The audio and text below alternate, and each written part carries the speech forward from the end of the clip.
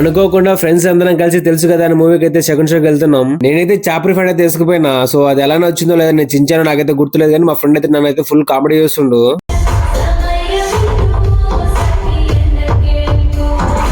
ఏంద్రావిడ cinema అని చెప్పేసి cream stone చూపిస్తా ఉన్నాడు అనుకుంటా ఉన్నారు కదా. సినిమా అయితే ఎప్పుడు అయిపోయింది. స్టోరీ మాత్రం కొత్తగా ఉంది, మనం యావరేజ్ అనుకోవచ్చు. థియేటర్ లో అర్థమైంది మా ఫ్రెండ్ బర్త్డే టుమారో అని చెప్పేసి బయటకు వచ్చి టైం చూసుకునే టైం 12:30 అయింది.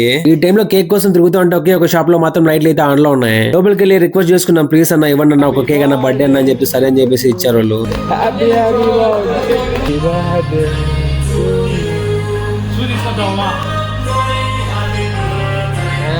ఫైనల్ గా ఎలాగోలా మనం బర్త్డేకి అయితే కేక్ అయితే కోసేసినాం. చాలా హ్యాపీగా ఉంది మాకు అందరికి. ఎందుకంటే ఈ టైం లో కేక్ దొరకడం చాలా కష్టం కదా, మిడ్ నైట్ అది మన కడపలో రోజు అడ్డకి. నాకైతే కేక్ తెచ్చి ముందర పడ్డప్పటి నుంచి నాకన్నా అయితే మొత్తం చెర్రీ మీద అయితే ఉంది తినాలని చెప్పేసి. మనోడు కేక్ గోడం నోడు నేనైతే చెర్రీని అయితే లోపలికి పంపించేసిన.